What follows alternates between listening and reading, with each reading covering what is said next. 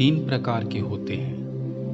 पहला पादप रेशे, दूसरा जंतु रेशे और तीसरा संश्लेषित रेशे।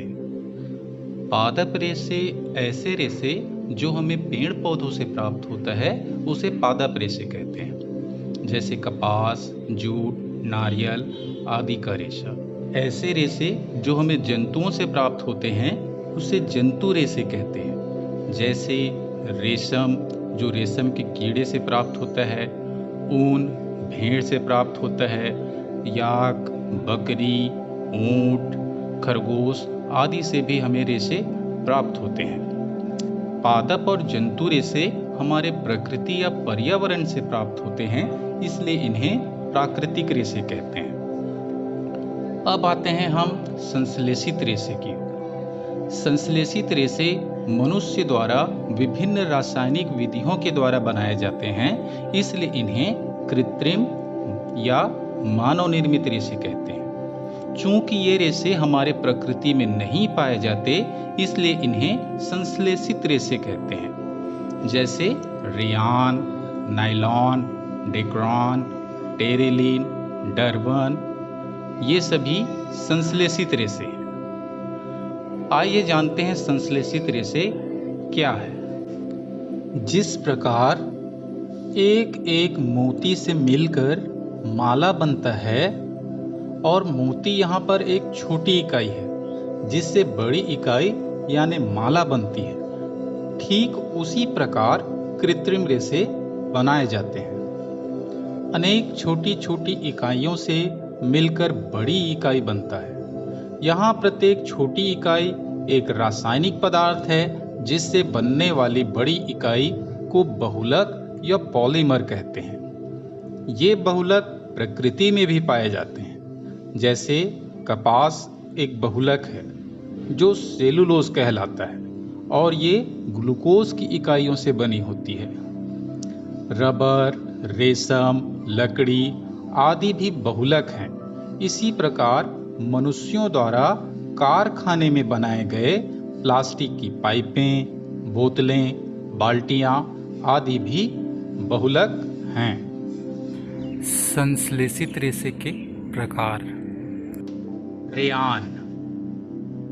रेयान को कृत्रिम रेशम भी कहा जाता है। हम जानते हैं कि रेशम के कीड़े से प्राप्त किया जाता है। इससे बने कपड़े की बुनावट बहुत सुंदर होती है तथा यह बहुत महंगा होता है, इसलिए रेशम को कृत्रिम रूप से बनाने का प्रयास किया गया। 19वीं शताब्दी में वैज्ञानिकों ने रेशम के समान गुण वाले रेशे प्राप्त करने में सफलता पाई, जिसे रेयान कहा जाता है। यह कास्ट लुगदी यानी कि लकड़ी के लुगदी के रासायनिक उपचार से प्राप्त मानव निर्मित रेशा है और यह रेशम से सस्ता होता है। रेयान में कपास मिलाकर चादरें और ऊन मिलाकर गलीचे बनाए जाते हैं।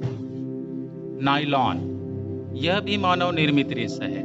इसे बनाने में किसी भी प्रकार के प्राकृतिक कच्चे माल का उपयोग नहीं किया जाता है, अतः यह प्रथम पूर्ण रूप से संश्लेषित रेशा है। यह मजबूत, हल्का, प्रत्यास्थ और चमकीला होता है, जो धुलाई में आसानी के कारण कपड़ों के निर्माण में अधिक प्रचलित है।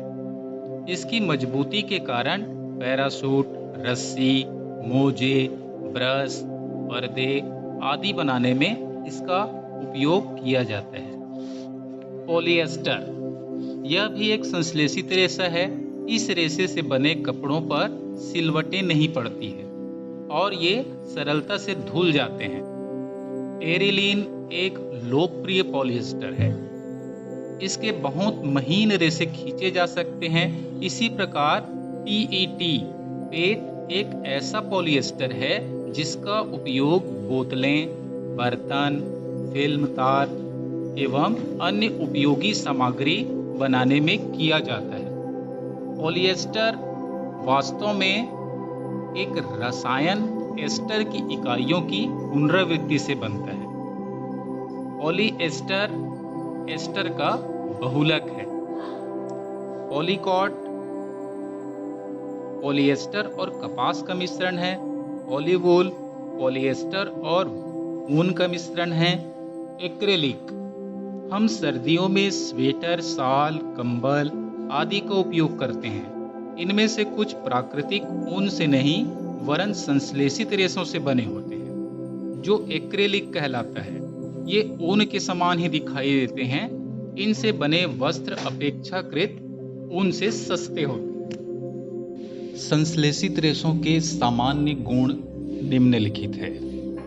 पहला, ये हल्के व मजबूत होते हैं। दूसरा, यह कम पानी सोखते हैं, अर्थात ये जल्दी सूख जाते हैं।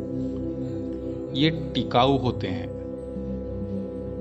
प्राकृतिक रेशों की तुलना में ये आसानी से उपलब्ध होते हैं और सस्ते होते हैं।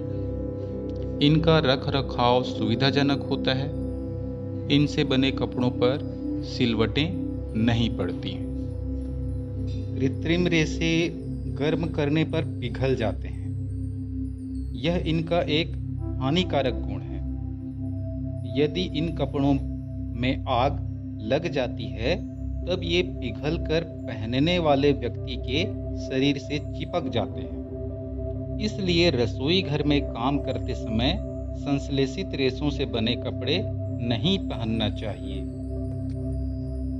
हम अपने दैनिक जीवन में प्लास्टिक से बनी हुई कई वस्तुओं का उपयोग करते हैं। अक्सर हमारे दिन की शुरुआत प्लास्टिक से बने टूथब्रश से होता है। फिर प्लास्टिक की कुर्सी में बैठकर प्लास्टिक की प्लेट में नाश्ता करते हैं। शादी विवाह में या किसी के घर कुछ कार्यक्रम में चले गए तो वहाँ पर हमको जो भोजन दिया जाता है, डिस्पोजल, गिलास, कटोरी, थाली, ये भी प्लास्टिक के होते हैं। बच्चों के खिलौने वो भी प्लास्टिक के होते हैं। हमारे घर में जो उपकरण होते हैं जैसे टीवी है, मोबाइल है, इसके अधिकांश हिस्से प्लास्टिक से ही बने होते हैं। रसोई घर में मसाले रखने के लिए जो डिब्बे होते हैं वो भी प्लास्टिक के होते हैं। प्लास्टिक की लोकप्रियता की वजह इसकी सरलता से उपलब्धता है। साथ ही साथ कम कीमत, अधिक टिकाऊपन और हल्का वजन होने के कारण यह अधिक लोकप्रिय है। इसके अलावा प्लास्टिक को किसी भी रूप में ढाला जा सकता है। इस पर हवा, पानी या मौसम का कोई असर नहीं होता। यह न तो आसानी से टूटता है और न ही गलता है। लेकिन सच मानिए तो इसकी विशेषता ही आज पूरे पर्यावरण के लिए घातक सिद्ध हो रही है। प्लास्टिक भी संश्लेषित रेशे की तरह एक प्रकार के बहुलक है। सभी प्लास्टिक में इकाइयों की व्यवस्था एक ही प्रकार की नहीं होती। कुछ में रेखीय तथा कुछ में यह तिर्यकबद्ध होती है। पॉलीथीन प्लास्टिक का ही उदाहरण है, जो सामान्यतः उपयोग में आने वाली पॉलीथीन की थैलियां बनाने के काम में आता है।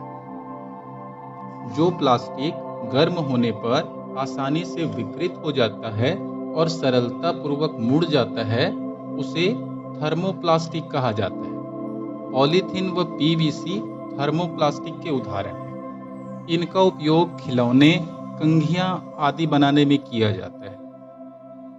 कुछ प्लास्टिक ऐसे होते हैं जिन्हें एक बार सांचे में ढाल दिया जाता है तो इन्हें ऊष्मा देकर नर्म नहीं किया जा सकता। ये थर्मोसेटिंग प्लास्टिक कहलाते हैं, जैसे बेकेलाइट और मेलामाइन।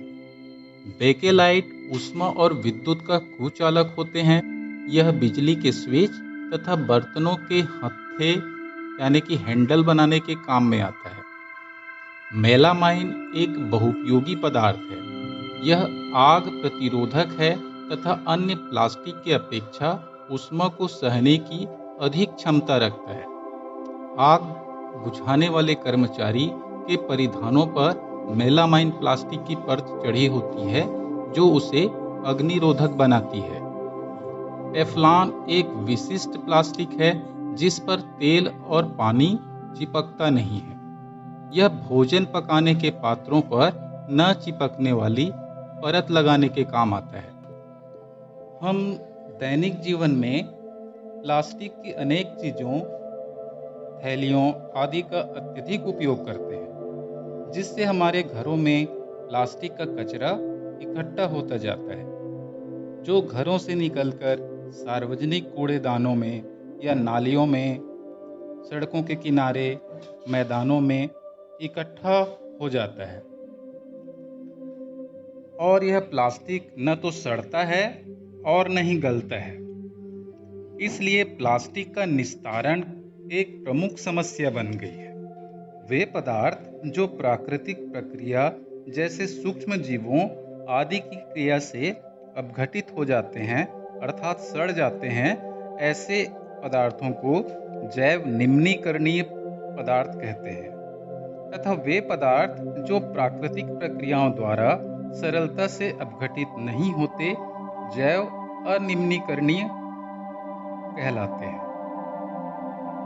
प्लास्टिक सरलता से अपघटित नहीं होता है, अतः यह जैव अनिम्नीकरणीय पदार्थ है। इसलिए यह पर्यावरण प्रदूषण का कारण बन गया है। यदि इसे जलाया जाता है तब यह भारी मात्रा में विषैले धुएं को उत्सर्जित कर पर्यावरण को प्रदूषित करता है। अतः इसका समाधान के उपाय तलाशे जा रहे हैं। प्लास्टिक से बचने के उपाय। खरीदारी करते समय कपास या जूट से बने थैलों का ही उपयोग करना चाहिए। दुकानदार प्लास्टिक की थैलियों के स्थान पर कागज या कपड़े से बनी थैलियां इस्तेमाल करें। चाय की दुकानों पर प्लास्टिक से बने गिलासों के स्थान पर मिट्टी के बने कुल्हड़ का इस्तेमाल करें।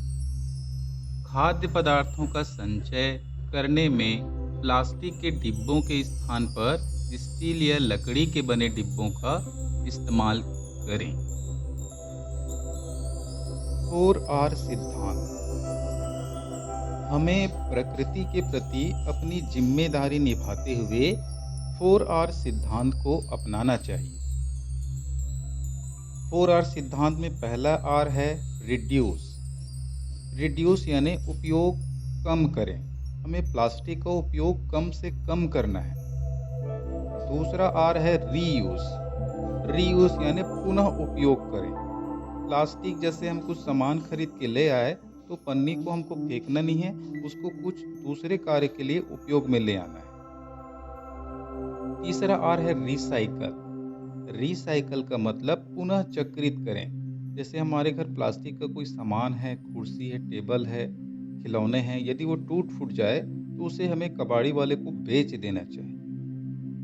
आखिरी और चौथा R है रिकवर। रिकवर यानी पुनः प्राप्त करें।